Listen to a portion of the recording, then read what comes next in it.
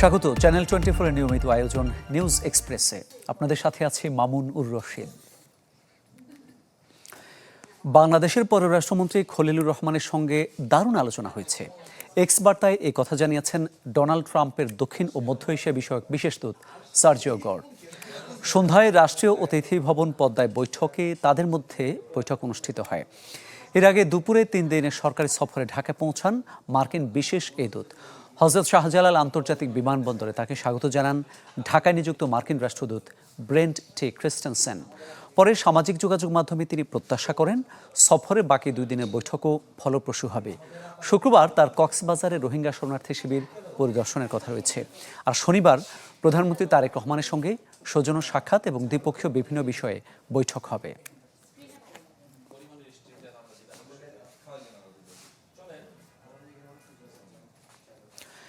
রাজধানীর উত্তরা ফায়দাবাদ এলাকায় বাসায় ঢুকে সারা রোকসানা পিনু নামের একজনকে শ্বাসরোধ করে হত্যা করেছে দুর্বৃত্তরা। এছাড়া বাসার মালামালও লুট হয়েছে। এই বিষয়ে আরো খবর জানাতে চাই, সেখান থেকে যোগ দিচ্ছেন সহকর্মী সুলতান মাহমুদ আরিফ। আরিফ, কখন কিভাবে এই ঘটনা ঘটলো, পুলিশ কি বলছে?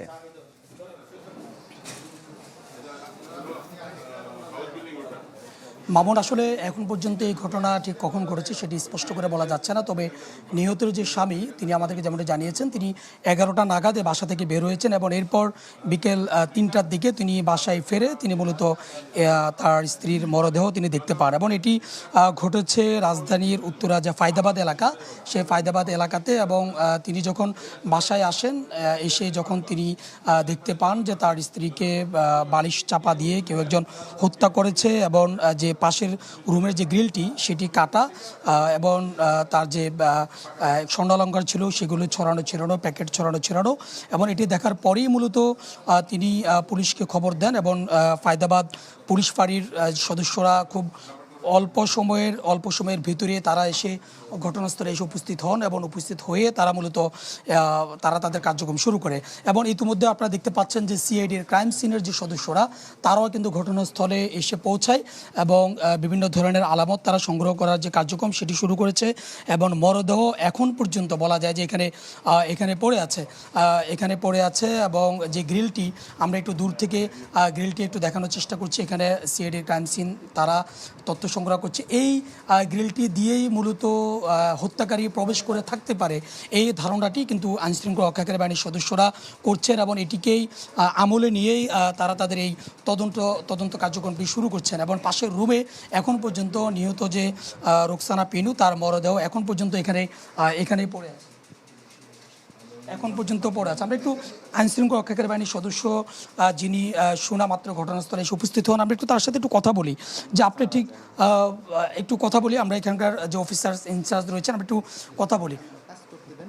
আচ্ছা, একটু ওনাদের তদন্ত কার্যক্রম চালাচ্ছে এবং এরপরই তারা আসলে বিষয়টি জানাবে। তবে এর আগে আমরা যেমনটি জানতে পেরেছি, তারা ঘটনাস্থলে এসেই মূলত মরদেহটি দেখতে পান এবং দেখতে পেয়ে তারা তাদের যে তদন্তের যে কার্যক্রম সেটি তারা অব্যাহত রাখে। মূলত এই রুমটিতেই এখন পর্যন্ত বলা যায় যে এখন পর্যন্ত যে মরদেহ, সেই মরদেহটি এখন পর্যন্ত এই রুমটিতে রয়েছে, বিছানায় পড়া আছে। যেহেতু আমরা মরদেহটি আমরা দেখাচ্ছি না, যার কারণে আমরা ওই রুমটার দৃশ্যটি দেখাচ্ছি না। এখন পর্যন্ত সেই নিহত যে মহিলাটি, তিনি এখন পর্যন্ত এখানে পড়ে আছেন এবং যে ক্রাইম সিনের সদস্যরা তারা বিভিন্ন ধরনের আলামত সংগ্রহ করার কাজ করছেন। এবং তার এই বাসাতে তারা মূলত 4 জন সদস্য থাকতেন, তার 2 সন্তান, একজন মেয়ে এবং একজন ছেলে সন্তান, আর পাশাপাশি স্বামী সোহেল তিনি এখানে থাকতেন।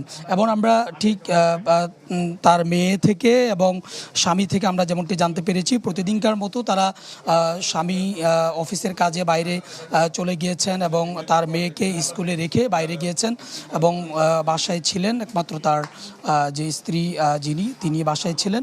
এবং এরপরই তিনি 11টার দিকে বের হয়ে যখন বিকাল 3টার দিকে যখন বাসায় ফেরেন, অর্থাৎ এসেই তিনি দেখতে পান যে সারা রোকসানা পিনু, যার ওয়াইফ অর্থাৎ যে স্ত্রীর নাম সারা রোকসানা পিনু, এসে দেখেন যে তার মরদেহ পড়ে আছে এবং মুখের উপরে একটি বালিশ চাপা দেওয়া এবং এর মধ্যে দিয়ে বলা যায় যে তাকে আসলে শ্বাসরোধ করেই মূলত তাকে হত্যা করা হয়েছে।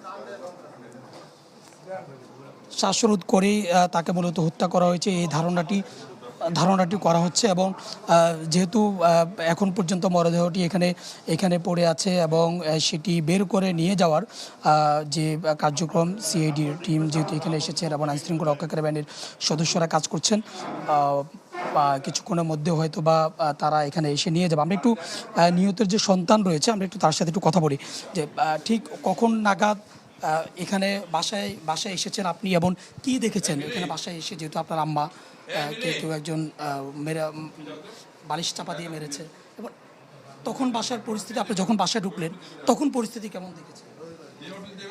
আমি বাসায় আসি 5:30টার সময় এবং এসে দেখি আমার বাবা, খালু সবাই আছেন এবং পুলিশও চলে এসেছেন। আর ততক্ষণে এলাকার অর্থাৎ এই গলির মধ্যে বাসার ভিতরে কেমন ছিল? এলোমেলো অবস্থা কিংবা কিছু নিয়ে গিয়েছে কিনা? বাসার মধ্যে কোনো কিছু এলোমেলো দেখিনি না। আর হ্যাঁ, নিয়ে গেছে আর কি গোল্ড আর টাকা যা তার পার্সে ছিল, কিন্তু আমি এর বেশি কিছু দেখিনি। আমরা নিহতের যে সন্তান রয়েছে তার সাথে একটু কথা বলেছি, আমরা একটু একজনের সাথে একটু কথা বলি। তার ছোট সন্তান যিনি তার বাবার সাথে একেবারে তখনই বাসায় ঢুকেছে, আমরা একটু তার সাথে কথা বলি। তুমি যখন বাসায় আসছো তখন কি দেখেছো? আমি যখন বাসায় আসছি তখন দেখি আমার দরজাটা খোলা, আমাদের ঘরের দরজাটা খোলা, দরজা চাপানো আছে। আর দেখি আমাদের গেস্ট রুমের গ্রিল কেটে ফেলা, আমাদের গেস্ট রুমের একটা গ্রিল ভাঙা হয়েছে। দেখেছেন, আমরা তার দুই সন্তানের সাথে কথা বলেছি, তারা বলছেন যে তারা যখন বাসায় এসেছেন তখন গ্রিল কাটা দেখেছেন এবং কিছু গয়না ছিল এগুলো নিয়ে গিয়েছেন, এই ধরনের এলোমেলো চিহ্ন তারা দেখছেন। এবং এরপরে আইনশৃঙ্খলা রক্ষাকারী বাহিনীর সদস্যদেরকে খবর দেয়, এখানকার পুলিশ ফাঁড়ির যে সমস্ত সদস্য তারা আসে এবং বর্তমানে ক্রাইম সিনের যারা সদস্য রয়েছেন তারাও ঘটনাস্থলে আছেন এবং তারা মামলার বা এখানকার যে তদন্ত করার জন্য যে সমস্ত আলামতগুলো সংগ্রহ করার সেগুলো করছেন। কিছুক্ষণের মধ্যে হয়তো বা মরদেহ এখান থেকে নিয়ে যাওয়া হবে। মামুন, ধন্যবাদ আপনাকে। রাজধানীর উত্তরা ফায়দাবাদ এলাকায় এক নারীকে শ্বাসরোধে হত্যা করেছে দুর্বৃত্তরা। এছাড়া লুটপাট করা হয়েছে বাসার মালামালও। এ বিষয়ে সবশেষ খবর জানাচ্ছিলেন সহকর্মী সুলতান মাহমুদ আরিফ। খবরের পর প্রসঙ্গে যাচ্ছে, সিলেটের গোলাপগঞ্জে পদযাত্রা শেষে এনসিপি নেতাকর্মীদের উপর হামলা হয়েছে। এতে হতাহতের কোনো খবর মেলেনি। দলটির কেন্দ্রীয় নেতাদের অভিযোগ, সরকারি দলের মদদে তাদের কর্মসূচিতে বারবার হামলা করা হচ্ছে। ফের হামলার শিকার জাতীয় নাগরিক পার্টি এনসিপির গাড়ি বহর। এবার সিলেটের গোলাপগঞ্জের কর্মসূচি শেষে কানাইঘাটের পদযাত্রায় যাওয়ার পথে দলের মুখ্য সমন্বয়ক সার্জিস আলমের গাড়ি বহরে হামলা হয়। এই সময় তার সাথে ছিলেন সংসদ সদস্য মাহমুদা মিতু। এরপর সেখান থেকে সবাই জড়ো হন সিলেট সার্কিট হাউসে। দলের কেন্দ্রীয় নেতাদের অভিযোগ, সরকারি দলের মদদেই তাদের পদযাত্রায় একের পর এক হামলা হচ্ছে। বিএনপির বিভিন্ন অঙ্গ সংগঠনের সন্ত্রাসীরা রড নিয়ে এসেছে, দা নিয়ে এসেছে, তারা গাড়িটাতে কিভাবে হামলা করছিল এবং ওই গাড়িতে আমাদের নারী এমপি ডাক্তার মাহমুদা মিতু তিনিও ছিলেন। আজকে 2 দিন ধরে তাদের সেন্ট্রালি কোনো ধরনের কোনো আওয়াজ নাই, তারা কাউকে বহিষ্কার করে নাই, কাউকে শাস্তির আওতায় আনে নাই, বরং তারা পুলিশকে নির্দেশনা দিয়েছে তোমরা চুপ থাকবে। এর আগে সিলেট শাহজালাল বিজ্ঞান ও প্রযুক্তি বিশ্ববিদ্যালয়ে জাতীয় ছাত্র শক্তির অনুষ্ঠানে বিরোধী দলীয় চিফ হুইপ নাহিদ ইসলাম বলেন, অতীতে খালেদা জিয়ার গাড়ি বহরে যেভাবে হামলা হয়েছে একই কায়দায় তাদের বহরেও হামলা হচ্ছে। সরকার কোনো ধরনের গণতান্ত্রিক পরিবর্তন করতে দিবে না এবং কোনো রাজনৈতিক শক্তি নতুন করে উত্থান ঘটুক সেটাও চাচ্ছে না। একইভাবে পুরনো কায়দা বিরোধী দলকে আক্রমণ করা হচ্ছে, হামলা করা হচ্ছে। খালেদা জিয়ার গাড়ি বহরে যেভাবে সন্ত্রাসীরা হামলা করেছিল একই কায়দায় কিন্তু তারা এখন আমাদের গাড়ি বহরে হামলা করছে। আমাকে তো হামলা করা হয়, তারা একটা জাস্টিফিকেশন দিয়েছে যে আমি কথা বলি নাকি, এই জন্য আমি আজকে থেকে আর কোনো কথা বলবো না, চুপ থাকবো। পুরো বাংলাদেশে দেখি ওনারা কতটুকু বাড়তে পারে। এনসিপির কর্মসূচি ঘিরে সিলেটের 5 উপজেলায় নিরাপত্তা জোরদার করেছে আইনশৃঙ্খলা বাহিনী। এদিকে চোখ হারানো আলিফকে রাজধানীর জাতীয় চক্ষু বিজ্ঞান ইনস্টিটিউটে দেখতে যান এনসিপি নেতারা। পরে দলটির নেতারা বলেন, সরকার রাজনৈতিকভাবে বিরোধী মত মোকাবেলা না করে ফ্যাসিবাদের পথ বেছে নিয়েছে। এ সময় 3 দফা দাবিও জানান তারা। যে সরকার রাজনৈতিকভাবে এনসিপি বা বিরোধী দলকে মোকাবিলা না করে সে ফ্যাসিবাদের যেই কায়দা ছিল বিরোধী দলকে মোকাবেলা করার, কণ্ঠস্বরকে দমিয়ে রাখার, সেই কায়দা সেই পথেই তারা হাঁটছে। হামলা চালিয়ে এনসিপিকে দমানো যাবে না বলেও হুঁশিয়ারি দেন তারা। তারাই রড দিয়ে আঘাত করে। তানিম রহমান, চ্যানেল 24। জুলাই যোদ্ধা শেখ আজিজুর রহমানের স্বপ্ন পূরণ হলো। সচিবালয়ে তিনি দেখা করেছেন প্রধানমন্ত্রীর সাথে। এ সময় সরকার প্রধান তার খোঁজ খবর নেন। পরে আজিজুর প্রধানমন্ত্রীর হাতে তুলে দেন আন্দোলনের সেই রক্তমাখা পতাকা। রক্তে ভেজা একটা পতাকা, মাথায় গুলির ক্ষত চেপে এক অদম্য জুলাই যোদ্ধা। 2024-এর সেই অগ্নিঝরা দিনে মিরপুর 10 নম্বরে লাল সবুজের যে পতাকাটা উঁচিয়ে ধরেছিলেন শেখ আজিজুর রহমান, তা আজ শুধু স্মৃতিই নয়, এক ইতিহাসের দলিল। এতদিনেও জুলাই যোদ্ধার স্বীকৃতি যার ভাগ্যে জোটেনি, পেটের দায়ে যাকে ধরতে হয়েছে সিএনজির অটোরিকশার স্টিয়ারিং, সরকারি বাংলা কলেজের সেই শিক্ষার্থীর জীবনের সেরা মুহূর্ত আসে বৃহস্পতিবার। তার কথা শোনেন স্বয়ং প্রধানমন্ত্রী তারেক রহমান। প্রধানমন্ত্রীর কাছে তুলে দেন সেই পতাকাটি।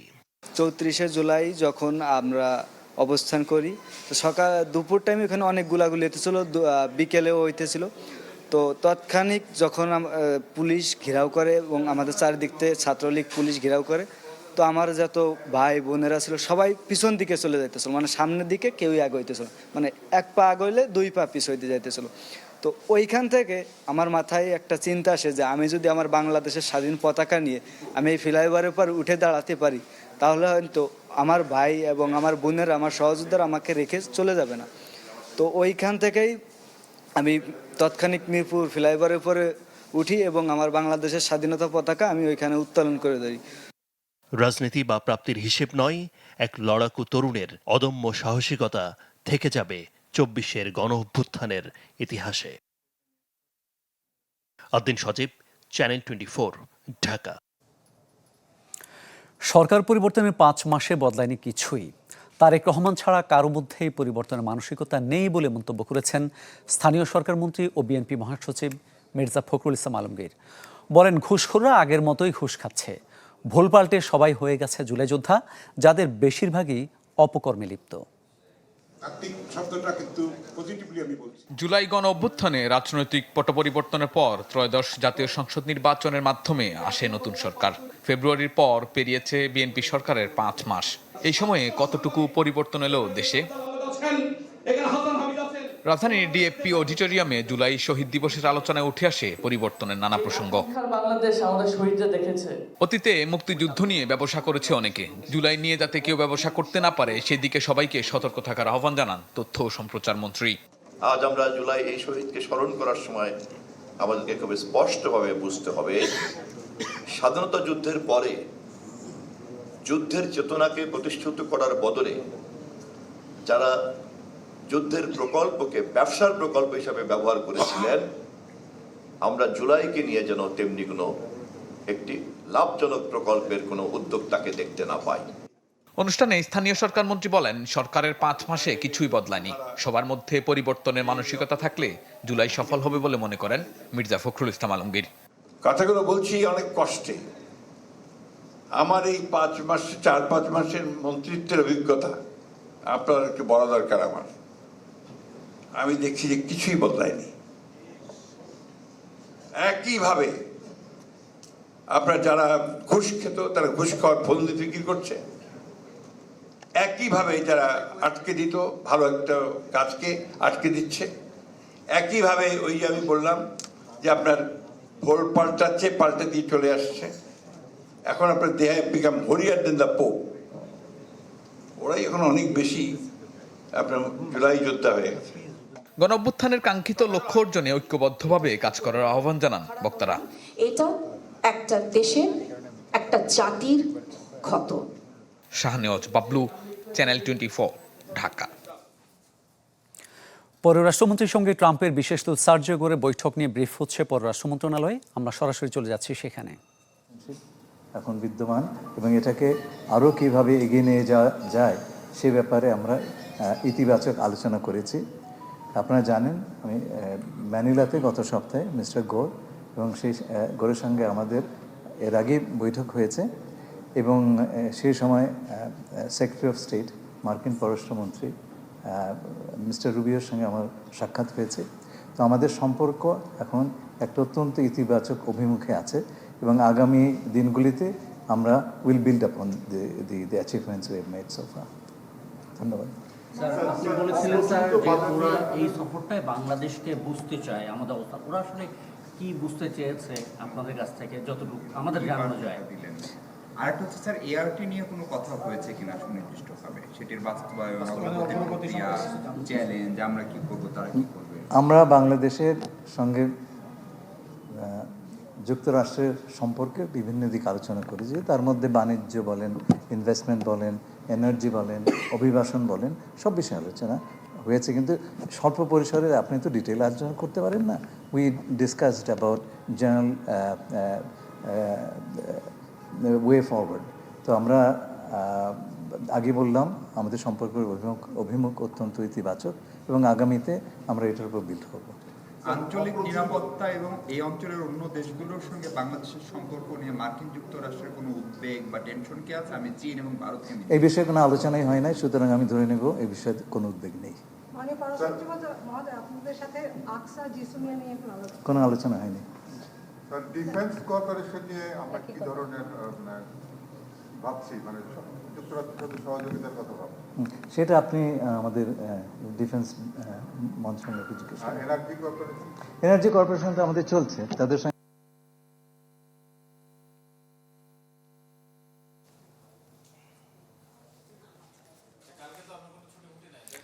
মার্কিন প্রেসিডেন্ট ডোনাল্ড ট্রাম্পের বিশেষ দূতের সঙ্গে বৈঠক শেষে ব্রিফ করছিলেন পররাষ্ট্রমন্ত্রী। আমরা সরাসরি সম্প্রচার করছিলাম। মার্কিন প্রেসিডেন্টের বিশেষ দূতের সঙ্গে বৈঠক শেষে এখন ব্রিফ করছেন পররাষ্ট্রমন্ত্রী। আমরা আবার সরাসরি চলে যাচ্ছি সেখানে।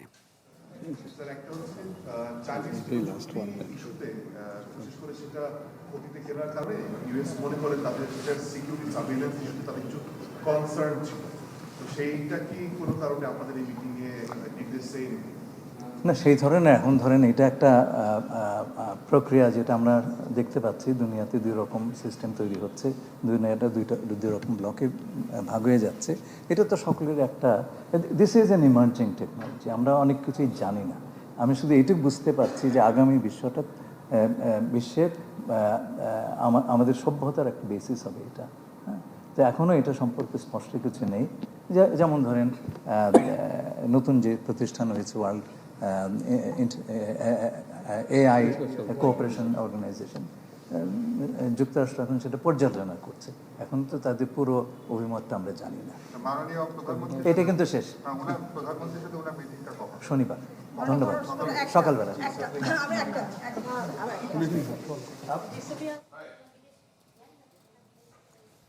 আলাপ হয়নি, বললাম তো সামরিক বিষয়ে আলাপ হয়নি।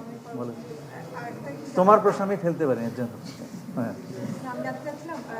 সার্বিকভাবে আঞ্চলিক সহযোগিতা নিরাপত্তা শক্তিশালী করতে বাংলাদেশকে পাশে নিয়ে যুক্তরাষ্ট্র কিভাবে চলবে না, এই ধরনের আলোচনা হয়নি। আমরা বললাম যে আঞ্চলিক জিওপলিটিক্স নিয়ে আমরা আলোচনা করিনি, এই প্রসঙ্গে আসেনি। আপনাদের সবাইকে ধন্যবাদ এত রাত জেগে থাকার জন্যে।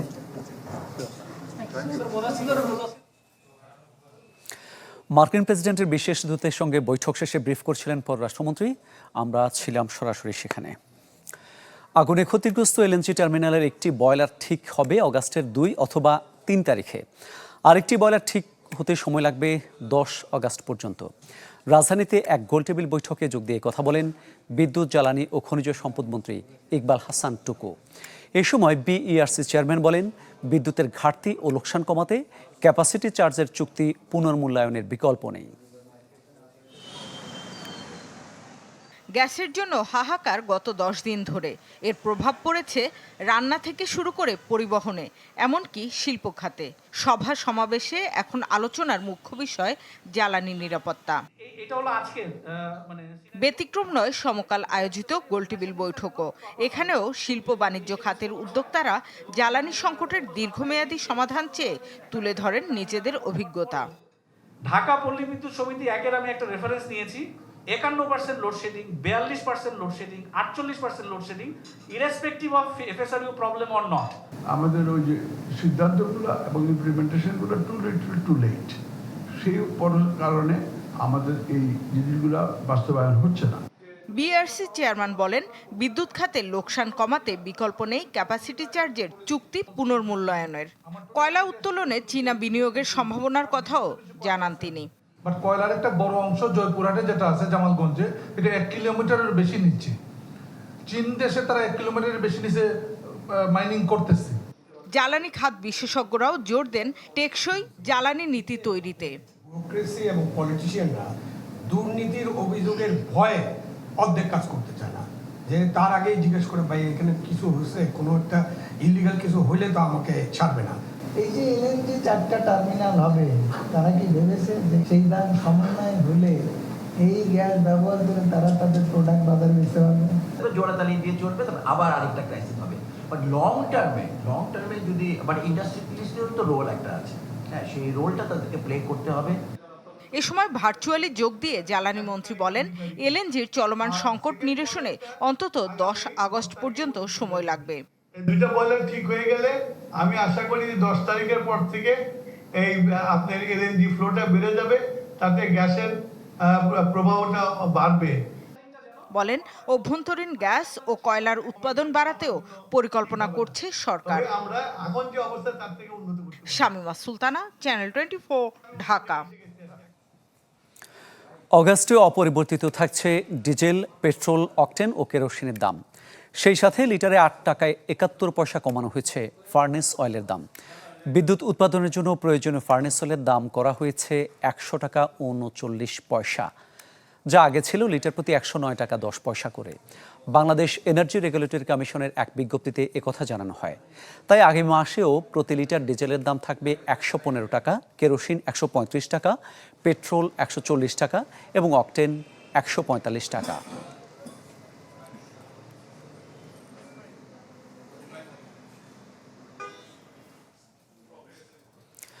ঢাকা বিশ্ববিদ্যালয়ের 3 শিক্ষক ও 1 কর্মকর্তাকে সাময়িক বরখাস্ত করা হয়েছে। পাশাপাশি 4 শিক্ষককে একাডেমিক ও প্রশাসনিক দায়িত্ব থেকে বিরত রাখার সিদ্ধান্ত নেওয়া হয়েছে। 28 জুলাই বিশ্ববিদ্যালয়ের সিন্ডিকেট সভায় অশিক্ষক সুলভ আচরণ ও নৈতিক স্খলনজনিত অপরাধের অভিযোগে এই ব্যবস্থা নেওয়া হয়।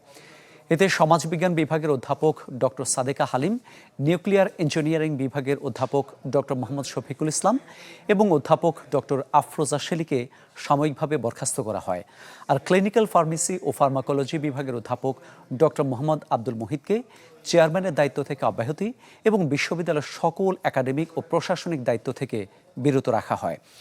একই অভিযোগে ওষুধ প্রযুক্তি বিভাগের অধ্যাপক ডক্টর আবু সারা শামসুরফ এবং শান্তি ও সংঘর্ষ অধ্যয়ন বিভাগের অধ্যাপক ডক্টর মোহাম্মদ রফিকুল ইসলাম রফিক শাহরিয়ারকে বিশ্ববিদ্যালয়ের সকল একাডেমিক ও প্রশাসনিক দায়িত্ব থেকে বিরত রাখা হয়েছে।